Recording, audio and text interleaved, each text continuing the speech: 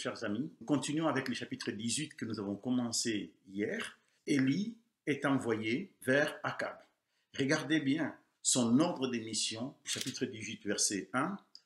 Va, présente-toi devant Akab et je ferai tomber de la pluie sur la face du sol. Donc l'ordre d'émission de Élie, c'est d'aller et de se présenter devant Akab. Regardez bien, va, présente-toi devant Akab et je ferai tomber de la pluie sur la face du sol. La personne qui dit je, c'est Dieu. Ce n'est pas Élie. Celui qui fait les miracles n'est pas l'intercesseur, Élie, mais l'intercédé, Dieu, qui lui seul a les pouvoirs sur sa création. Ne nous trompons pas de rôle. Celui qui fait les miracles, c'est Dieu et Dieu seul. D'ailleurs, pour celles et ceux qui veulent étudier le prophète Élie, je leur conseille de lire tous les chapitres 18. Relevez le nombre de fois où Élie dit « je ». Comment est-ce qu'il présente Dieu dans ces chapitres 18 ? Et aussi comment il se présente lui-même. Essayez de remarquer le silence de Dieu dans ces chapitres 18. Dieu est toujours présent, mais silencieux. Ce serait intéressant d'ailleurs de regarder la suite et de relever le moment où Dieu reprend la parole. Jusqu'au chapitre 19, verset 4, quand Élie demande à Dieu de mettre terme à sa vie. Qu'est-ce qu'il dit Élie ? C'est assez maintenant, Éternel. Prends mon âme, car je ne suis pas meilleur que mes pères. D'ailleurs, qui lui dit qu'il est meilleur que ses pères ? C'est au verset 9 du chapitre 19, avec cette question, que fais-tu ici, Élie ? C'était quoi ta lettre de créance ? Est-ce que tu te souviens, Élie ? Je t'ai dit, va, présente-toi devant Akab, et je ferai tomber de la pluie sur la surface du sol. Mais tu es loin, et très loin du lieu de la mission. Il y a des leçons extraordinaires quand les missionnaires prennent trop de place, parlent beaucoup, etc., et laissent peu de place à Dieu, qui est présent malgré tout. Quand il y a 11 ans, j'ai étudié Élie, j'étais en larmes. J'ai réalisé à quel point ce personnage est semblable à vous et à moi. Et j'ai demandé pardon à Dieu pour mon arrogance, ma lutte de vouloir prendre sa place ou sa gloire, de me comparer aux autres, de vouloir montrer que Dieu est plus fort. Mais en réalité, c'est moi et ma spiritualité que je veux montrer en utilisant Dieu. Bref, vous voyez, même moi, je me laisse tenter de me diriger toujours pour étudier Élie, alors qu'il s'agit d'Akab. Il fait vraiment l'ombre à Akab, ces prophètes Élie. Bon, quand Élie rencontre Akab pour la deuxième fois, ce dernier, donc Akab, accuse Élie, et lisons à partir du chapitre 18, mais je préfère même qu'on puisse lire à partir du verset 15 jusqu'au verset 21. Oui, juste pour reprendre un peu le contexte de ce texte. Élie, Dieu lui dit d'aller vers Akab, il part, il rencontre Abdias, le serviteur d'Akab, il voit Élie, il lui dit « Est-ce toi mon seigneur Élie ?» Élie lui dit « C'est moi, va, dis à ton maître, voici Élie. » Verset 9, Abdias va dire à Élie « Quel péché ai-je commis pour que tu livres ton serviteur entre les mains d'Akab qui me fera mourir? L'Éternel est vivant. Il n'est ni nation, ni royaume où mon maître n'est envoyé pour te chercher. » Et quand on disait que tu n'y étais pas, il faisait jurer le royaume et la nation que l'on ne t'avait pas trouvé. Et maintenant tu dis, va et dis à ton maître, voici Élie. Puis, lorsque je t'aurai quitté, l'Esprit de l'Éternel te transportera je ne sais où. Donc ça se voit bien que les gens, ils savaient que Élie était un peu bizarre. Hein? On l'a cherché, on ne le trouve pas. Et j'irai informer Akab qui ne te trouvera pas et qui me tuera. Cependant, ton serviteur craint l'Éternel dès sa jeunesse. Donc Abdias remet les choses en place en disant à Élie même, tu m'envoies là-bas, ce n'est pas possible. Élie dit, l'Éternel des armées, dont je suis le serviteur et vivant, aujourd'hui je me présenterai devant Akab.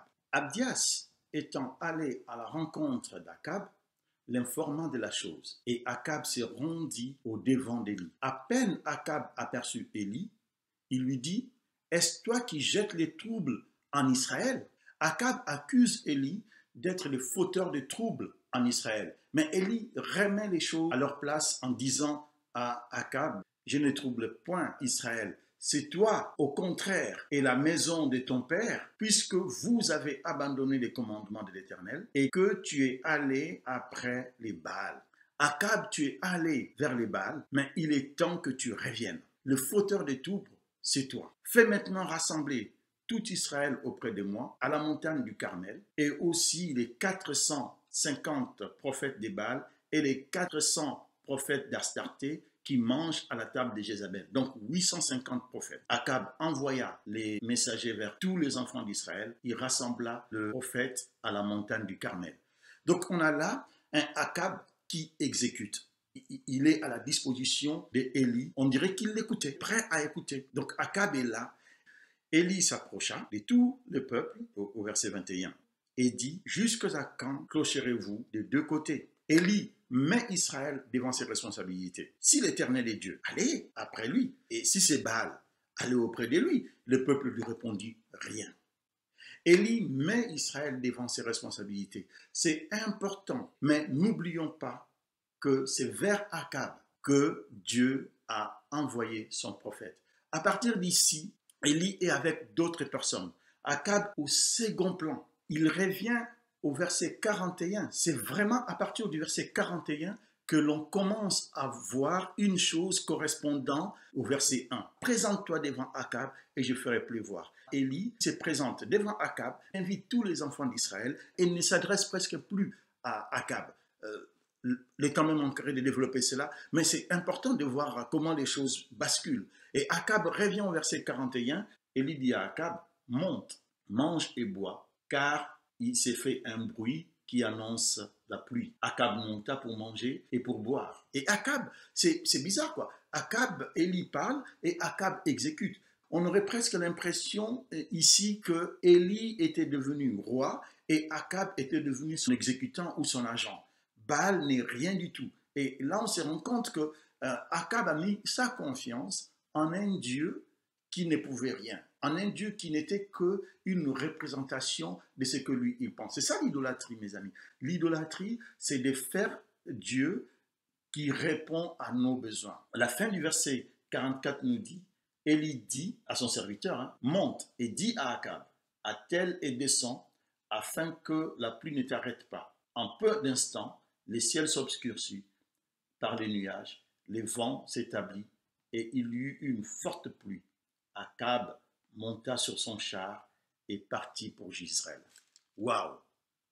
Akab est en train de vivre quelque chose d'extraordinaire, quelque chose qu'il n'y pensait plus. C'est vraiment flippant pour Akab de vivre ces choses. C'est fort, c'est interpellant pour lui. Voir la pluie revenir juste par une simple prière à Adonai, c'est impressionnant. Akab ne peut que être à genoux, dos contre le mur. Je pense vraiment que les miracles accompagnent notre témoignage, comme l'a dit le Seigneur Jésus, et mettent les non-croyants dos contre les murs, ils les mettent à genoux. Nous qui croyons, bien sûr, les miracles nous encouragent. Mais nous n'avons pas besoin des miracles pour avoir confiance en Dieu, pour croire. La Bible regorge ce qu'il faut. Les promesses sont là-dedans. Mais les miracles mettent à genoux les incroyants. Et c'est ça ce que j'aimerais vous demander aujourd'hui. De prendre le temps et de mettre les noms sur des personnes que vous voulez que le Seigneur mette à genoux. Sur des personnes que vous pensez qu'ils sont allés loin du Seigneur. Seigneur, je t'ai pris aujourd'hui pour pour elle, afin qu'ils tombent à tes pieds. Et c'est vraiment ça la prière que nous pourrions faire aujourd'hui. Avez-vous une personne pour qui vous voulez prier aujourd'hui? Faites-le. Pour qui Dieu devrait faire quelque chose pour que la personne revienne à lui, nous pouvons le faire aujourd'hui. Je vais finir avec encore ces chants. Et que le monde un jour chancelle avec ses trônes et ses rois, et quand trembleront tous les rebelles soudain saisis d'un grand effroi, de Dieu l'amour que rien n'est lasse, pour nous encore vivra. Et c'est le miracle de la grâce. Amen, alléluia. L'amour de Dieu, si fort, si tendre, est un amour sans fin. Tel est le chant que font entendre les anges et les saints. Que le Seigneur vous bénisse durant la journée. Que le Seigneur prenne soin de vous durant cette journée. Et que le Seigneur fasse de vous des canaux de son amour pour le monde. Bonne journée à vous.